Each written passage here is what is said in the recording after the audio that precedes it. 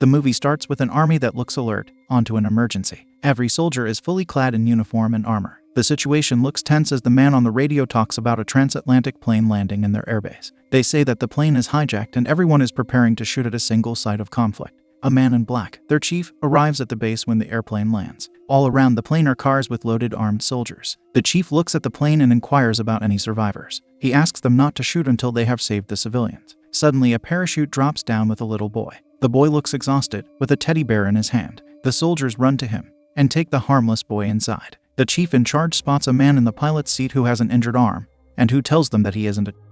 On the other side, the little traumatized boy is being questioned by a psychologist. The boy's eyes look empty and dull. As the camera zooms in, we are transported into a flashback to a day earlier, before the plane was hijacked. We see a German woman named Nadia, who seems to be suffering from leukemia. She and her son, Elias, are preparing to board a plane to New York, where Nadia would visit a doctor who can provide her with the treatment she needs to restore her health. At the airport, Elias checks in their bags and befriends a man named Farid, who helps him in carrying his stuff. Nadia arrives a little late and runs to hug her son. She then proceeds to go to the washroom to administer her medicine that causes her severe discomfort. The vial that she drinks from looks blood red, and she inserts an injection into her chest. When Nadia comes back, she finds her son Elias talking to the man named Farid, whose flight has been rescheduled. Her son tells him that his mother is ill, and that they are going to New York to cure her. They then proceed to board the plane and settle down, after putting their luggage away. On the other side of the plane, we see an air hostess who goes to check in on the pilots. When she comes back, a passenger from business class calls her flirtatiously to bring him whiskey. She comes and asks a co-host, named Robert, to go and attend to the man.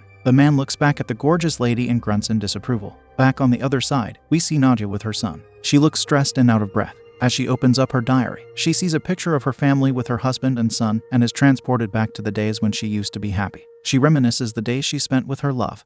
But then her memory turns dark, and we see a day when their car breaks down. Her husband goes off to search for help in the middle of the night, on a lonely and dark road, leaving Nadia and Elias alone. The flashback ends, and Nadia sits up straight. Meanwhile, we see the businessman calling the hostess to inquire about the internet when a commotion breaks out. While the passengers settle down for the evening, a team of men, including the co-pilot Bastian, quietly murder the 3 air marshals on board and tamper with the black box, causing the plane to become untraceable on radar. Following this, the hijackers' leader, Berg, makes an announcement to the passengers, stating that he and his accomplices are now in charge of the aircraft and demand everyone to remain seated until a ransom is paid. One of the accomplices, named 8-Ball, who was previously disguised as a host called Robert, comes out covered in blood with a gun in hand and scares the hell out of everyone. Nadia looks unwell. The other culprits also come in one by one and go to the pilot's room. It turns out that the co-pilot, Bastian, has already poisoned the pilot, and they get rid of him. After that, they change the course of the plane and turn it around. As the culprits are seizing the plane, Elias looks at the structure of the plane and tells his mother that they should go and hide in the cargo.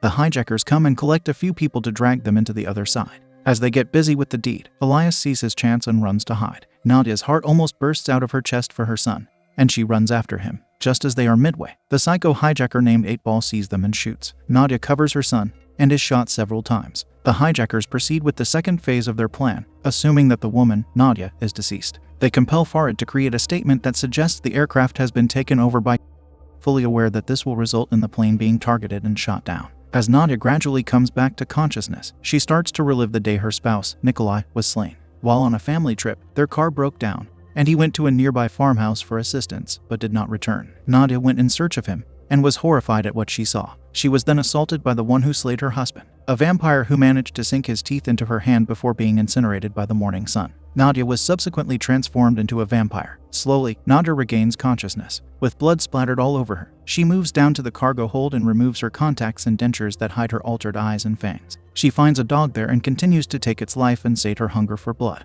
After feeding, she notices how her wounds heal within seconds, but her actions are witnessed by one of the hijacker. He comes at her. So at a disadvantage, Nadia attacks and drains the hijacker of his blood. As a result, she is finally fully transformed into a full-fledged vampire. Back in the seating area of the plane, Farid is released from the hijacker's hold, and he comes back to sit beside a weeping Elias, who thinks that his mother has passed. Down in the cargo hold, Najda notices the radio phone of the hijacker, and to remove her tracks, frames the dog for the hijacker's passing. She then goes to the washroom and washes the blood off of herself. Nadia comes back to her son, who is delighted to see his mom. Poor baby. She asks the passengers about the pilot, but nobody knows. They then find a terrified-looking fellow passenger who turns out to know about how to fly a plane. Together, they go to change the course of the plane back to New York. Meanwhile, down in the cargo, the hijackers, having received what they want, are getting ready to jump out of the plane. They find the body of their fellow, but believe that the dog must have done it. As they are about to jump out, the psychopath who shot Nadia earlier finds out that the truth is otherwise. They follow his lead to find out that Nadia's body is missing. Bingo. Berg, the head of the hijackers, tries to take back control of the cockpit. He threatens to shoot everyone on board. Nadia doesn't budge, but when a little girl is made to be the hostage, she isn't able to take it anymore. She surprises the hell out of everyone by transforming and storming out to bite Berg. Before he can transform and turn into a bloody vampire himself, she pushes a knife inside his chest and finishes him off. Upon realizing the magnitude of the threat they face, the hijackers assign 8-Ball with the responsibility of eliminating Nadia. He searches through her things and diary and makes the conclusion that she is a vampire. His fellow hijackers scorn him by calling him a freak, but the freak knows that he is right. Back in the cockpit, the little hostage girl flees seeing Nadia's face, despite her assurances that she will not hurt the poor child. She feels awful, and is reminded of the years of agony and pain that she spent hiding as a vampire. After some time, she returned to the farmhouse in search of answers. There, she encountered an elderly vampire who attempted to take her life for slaying his son, but she subdued him and took his life, before escaping with vials of vampire suppressant and setting the farmhouse ablaze. While escaping, the man kept repeating that she was evil,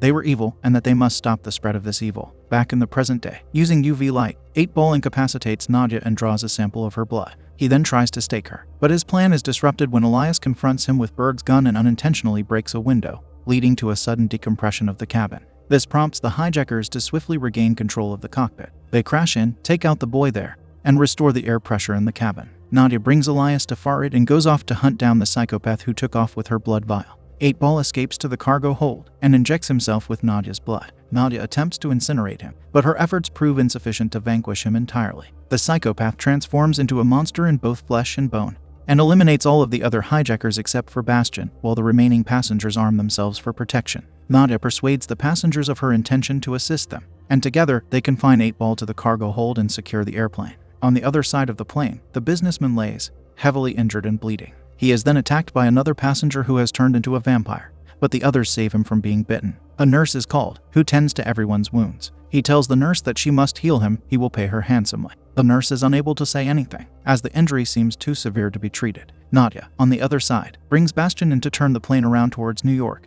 but he notifies her that the airplane is running low on fuel and will be unable to make it to New York. Therefore, they must land shortly or face a potential crash. The businessman is too greedy to let go of his life. He sets 8-Ball free, with the intention of being bitten by him, but instead ends up losing his life. 8-Ball, on the other hand, transforms most of the remaining passengers into vampires. The only remaining human passengers include Elias, Farid, and Bastion. Recognizing that the transformed passengers will become a danger to humanity if they survive, Nadia makes the difficult decision to...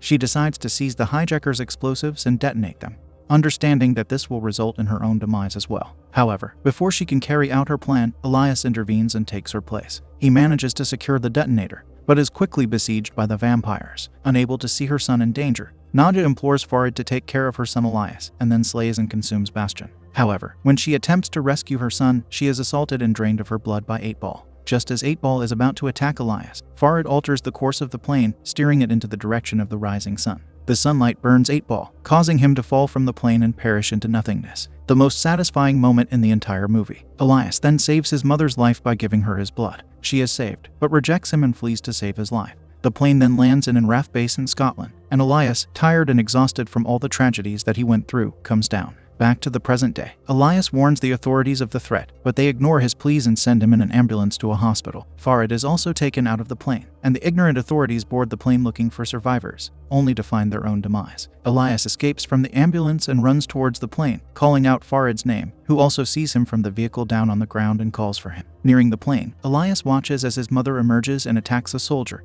but when he calls out to her, she responds with a feral growl and sets her sights on him. He comes to the painful realization that his mother is no longer the person he knew and loved, but a bloodthirsty monster. With a heavy heart, he triggers the detonator, ending her life and those of the other vampires, ending the tragedy once and for all. The movie concludes with a relieved Farid being free from custody and hugging Elias with a heavy yet happy heart.